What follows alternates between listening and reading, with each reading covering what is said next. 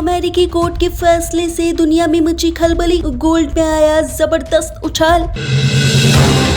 अमेरिकी कोर्ट के एक फैसले ने पूरी दुनिया में खलबली मचा दी है, जिसकी वजह से गोल्ड की कीमत रॉकेट की तरह दिखाई दे रही है।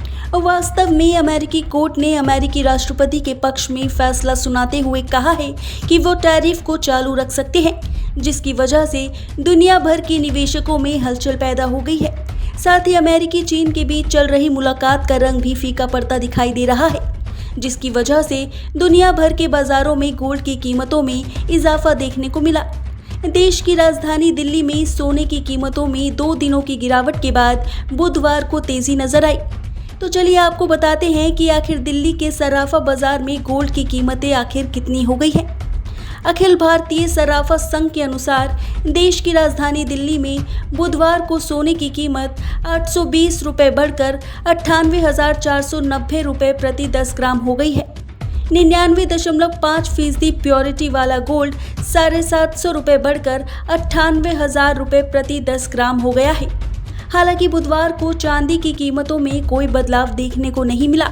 मौजूदा समय चांदी की कीमतें 1,07,100 रुपये पर बनी हुई है। इस बीच अंतर्राष्ट्रीय बाजारों में हाजिर सोना $12.09 प्रति औंस या 0.36% बढ़कर $3,364.69 प्रति औंस हो गया। हालांकि ग्लोबल मार्केट में हाजिर चांदी 0.5% गिरकर $36.34 प्रति औंस पर आ गई। जानकारों की माने तो टैरिफ से जुड़ी अनिश्चितता के बारे में व्यापारियों की चिंता के कारण सुरक्षित निवेश की मांग के कारण सोने की कीमतों में तेजी आई है।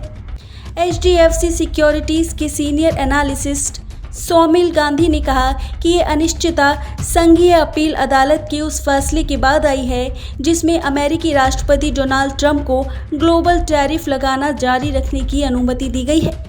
गांधी ने इस बात पर भी प्रकाश डाला कि इन चिंताओं ने अमेरिका और चीन के बीच सकारात्मक व्यापार वार्ता से उपजे आशावाद को फीका कर दिया है। लंदन में 2 दिवसीय चर्चा के दौरान दोनों पक्षों ने व्यापार तनाव कम करने की योजना पर सहमति जताई। कमोडिटी बाजार के विशेषज्ञों के अनुसार रूस यूक्रेन युद्ध और मध्य पूर्व में बढ़ते संघर्ष से उपजे जियोपॉलिटिकल टेंशन के कारण सुरक्षित निवेश के रूप में सोने की मांग बढ़ रही है। कोटक सिक्योरिटीज के AVP कमोडिटी रिसर्च कायनात चैनवाला ने कहा कि बाजार सहभागियों का ध्यान आगामी अमेरिका उपभोक्ता मूल्य सूचकांक डेटा पर रहेगा, जो बाद में जारी किया जाएगा, जिससे मॉनेटरी पॉलिसी के दृष्टिकोण के बारे में अधिक जानकारी भी मिल सकेगी।